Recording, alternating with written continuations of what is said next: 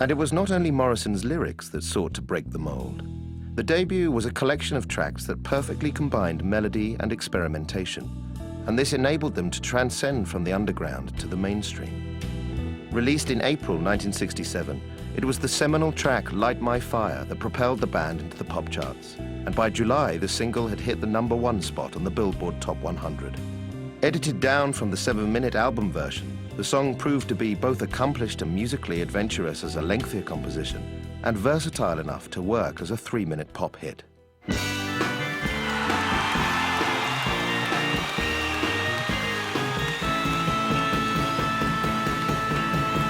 Know that it would be untrue. Know that I would be a liar. Come on, baby, light my fire. Light My Fire may be the best song of that period. It stands out. I mean, as far as the summer of love and that kind of emotion and taking it to another level, which was set the world on fire, let's go. It was amazing in that. And it, you know, the long version, the complete version, is really quite an excellent, you know, musical work. The shortened commercial single, you know, has elements of that, and it's so popular. I mean, it's almost like this is as strange as you can be and yet be that commercially popular. And so it worked perfect for them for a breakthrough song. Light My Fire was written by Robbie Krieger. Jim really only contributed the line about the funeral pyre. Basically, you know, it was a Robbie Krieger song. It wasn't as dark lyrically as some of Jim's other things, and that was probably good to break them out because they needed something that was more accessible, so I think that worked to their advantage. Ray and Robbie based the bulk of the song on the John Coltrane, My Favorite Things, where and if you go listen to the Coltrane track, and then you listen to what Robbie and Ray do, you can see what they're doing. I mean, they're literally copying the same format, the same interplay between these two, which was new.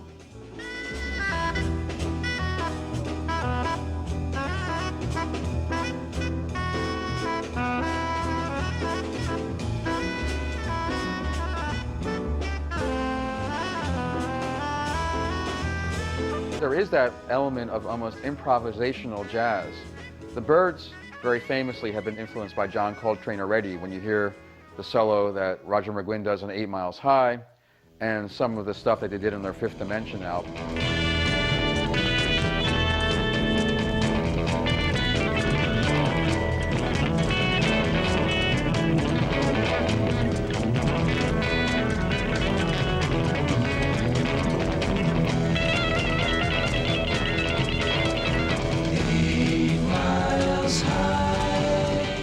But this was a much longer track, so it was almost like we're going to have two guys from the band do jazz solos, but it was a rock record. It was not a jazz record. It was a rock record. Now, unlike a lot of rock records after that were very long and had improvisational sections, it was very disciplined improvisation, and your attention never wandered. It's also important to remember that in late '66, a 7-minute track, it's about 7 minutes, was very rare on a rock record. These days, or even 2 or 3 years after that, it wouldn't be so rare. The Beatles even had a 7-minute hit single. Break On Through is a great song, but aside from getting some local airplay and doing pretty well locally, it was not a national hit. And I think they were thinking, well, because we have almost this jazz break where we have long solos by both Ray Manzarek and Robbie Krieger, well, it's just not a single. You know, you can't chop that up. Paul Rothschild and Bruce Botnick came up with this edit. I mean, it was very fortuitous in that sense that it didn't sound clumsy, that it was like, yeah, it kind of ends at just the right point and goes back into the verse at just the right point. Maybe in a sense they, or certainly Jim Morrison, weren't prepared for how successful it was going to be, because that really changed their almost game plan from, we're about the hottest underground band in California, we're building this thing, and maybe that album would have eventually become a hit without Light My Fire becoming a hit, until suddenly we're pop stars. We don't just have a hit single. We're one of the biggest bands in the United States, certainly, almost within a month or two. That's how quick it was. And an important factor in the Doors' mainstream success was Morrison's image. American culture had been deprived of a genuine, homegrown male sex symbol for the past decade, and the Doors' lead singer represented a new James Dean, a strikingly attractive and sullen idol, although this rebel had a very definite cause. What Morrison served for the Doors was not only the huge lyrical inspiration that gave them that depth, but also, you know, he personified the rebel rock star. I mean, you're not really going to get a better example of that than Jim Morrison of that period. That classic Jim Morrison, the Young Lion photos, that period of time stands as the ultimate rebel rock star, and he lived it. He fulfilled that. Having him made people pay attention. You could not dismiss him. You could hate him, you know, or you could love him, but you really couldn't ignore him. I think he appealed equally to men and women on a very strange kind of level. You know, women desired, men identified. It was that kind of thing. The band itself presented a somewhat conservative Maine, did they not? That balanced whatever outrages or sense of danger one got from Morrison. The Doors had this dual personality, the far more level characteristics of the three of them compared with the frontman's presentation in leather pants. And it was the band's appearance on the Ed Sullivan Show in September '67. It was really important, even after you had the hit single, if you wanted a career of longevity, you had to establish an image and people had to see you. There was no MTV in those days and certainly no internet. So the Ed Sullivan Show was the best possible forum for getting very wide exposure very quickly. The Beatles could tell you that, certainly. That's what launched them as a phenomenon in the United States. The Rolling Stones had been on Ed Sullivan a few times. So just getting all of the United States to be able to see the Doors was an important element of kind of associating an image with the sound. And it's a very well-known story by now, at least among Doors fans. The Ed Sullivan Show people tried to get the Doors to change their lyrics. Even though it had been a #1 single, it had been played literally millions of times. I mean, I don't see what the point is in taking out the word higher for a television performance. Everybody almost had heard the song. Even the kids' parents had heard that song. It was probably playing in the house. And of course the Doors said, oh, all right. And of course they all knew, well, when it comes to the actual live performance coming out over television, well, we're not going to change the lyrics. And they didn't. That story wasn't well known at the time, but if they had changed it, I think hip kids would have picked up on it and say, well, that was pretty wimpy. They didn't do the song that the way it should sound. I was invited to the Ed Sullivan Show performance because of the pieces I had done about them, and so we were sort of friendly, and they invited me to be backstage with them. So of course I jumped at the opportunity, and I was witness to the scene whereby they were told not to sing Girl, We Couldn't Get Much Higher, and the backdrop that the show had chosen for them, which was doors of different colors swinging open. When they saw that, they thought it was a complete betrayal of themselves and what they were about. They were just enraged. I would say that they were actually very anxious about doing the show, and that television was very deracinating to rock performers.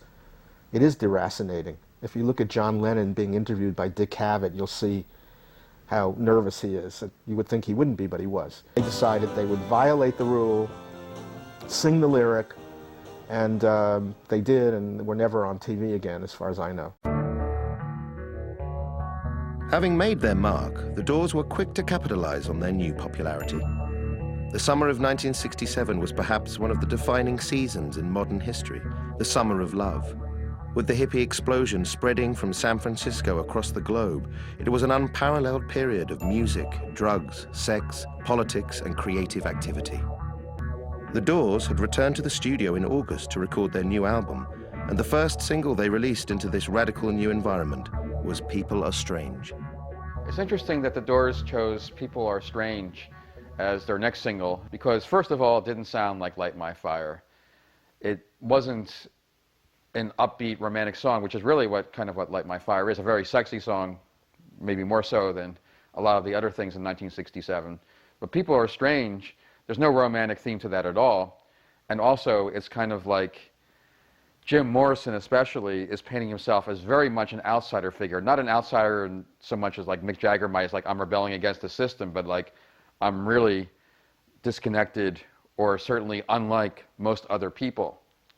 That is a different level than what a lot of the British invasion bands were doing, where like I'm rebelling against the system. People are strange when you're a stranger.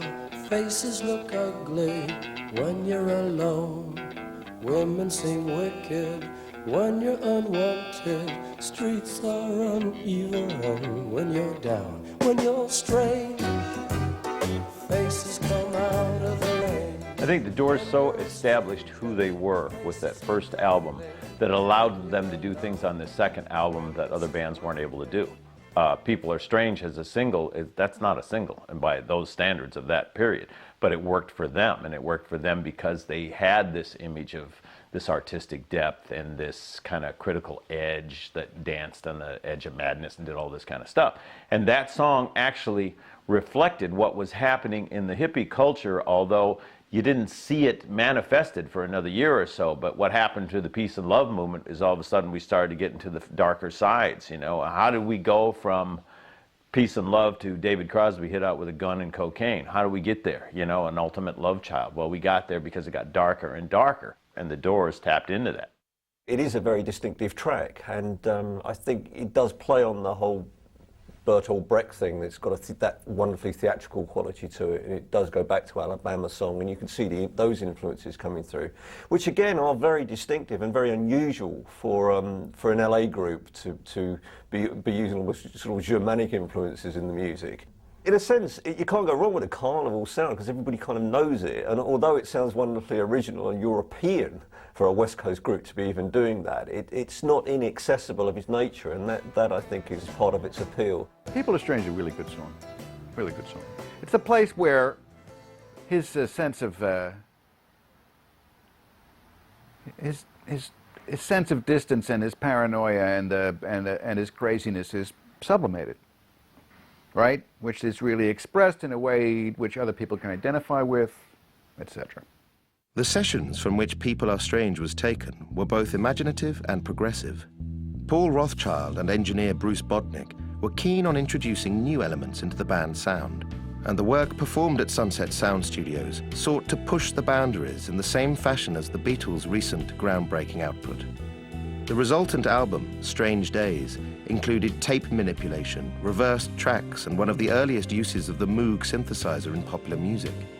On its release in October 1967, it divided both critics and fans, and this polarization of opinion continues to the present day. Strange Days is my favorite album. I think it took the artistic level of what the Doors was about to a new level. I don't know that they equaled that level again. I mean, I think that stands out, that it is amazing. You know, capped with When the Music's Over, but all the songs on there are strong. There's strong lyrical message. There's haunting melodies. You know, it's really, I think it's that classic kind of case where the band is at their creative apex and they're just doing great, and the effects, the negative effects of rock and roll, you know, the drugs, the booze, the lifestyle, hasn't yet kicked in yet enough to tear them down. So I think it's an amazing album. Even the graphics and the album covers kind of struck you. That was obviously one of the most striking album covers, Strange Days, that I think that has ever been seen in pop music. The fact that the Doors were barely on it, even though no one would say this, and certainly no one my age back then would talk about them in terms of marketing, they were being marketed in a sort of strangely subtle way, in a good way actually, in a way that wasn't hitting you over the head. It was an air of mystery that was in their music, you know, seemed to kind of step into both their graphics, their art, their types of songs, the way they were being perceived by the public, the way that they were being made evident by the label even. It was kind of unique. It was good. It didn't seem pretentious at all. Some critics contend that it's their best album, or certainly one of their best, but I really think the first album is their best record, even though it's not like some bands where it's like the first record they said what they needed to say in the best way possible and everything after that was a letdown. I don't feel that way about the Doors, but I do think that the first album was more consistent than anything else. I don't really get the same feeling of totality as I get from the Doors record. It doesn't seem to take you on a journey as effectively. And I remember being disappointed with When the Music's Over, not realizing that that was actually a song that they had been performing almost all along from '66.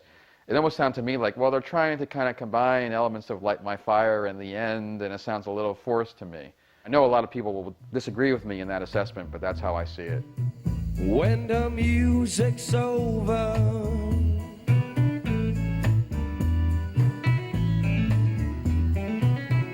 when the music's over here. It's the culmination of the second album, and it's imitative of the first. It's not as important a song as the end. It does meander somewhat musically. If the end didn't exist, it would be acclaimed as a key track, and it's strong. It is strong, but unfortunately, everybody's going to compare it to the end, and frankly, it's not as good. It's not as powerful lyrically. It doesn't have the same sense of dynamics that the end has. It borrows too much from it in a sense. I mean, when the music's over with the refrain until the end, you're immediately brought back to comparisons that you really don't want those comparisons to be there. And I think it would have been better if lyrically it had been somewhat different.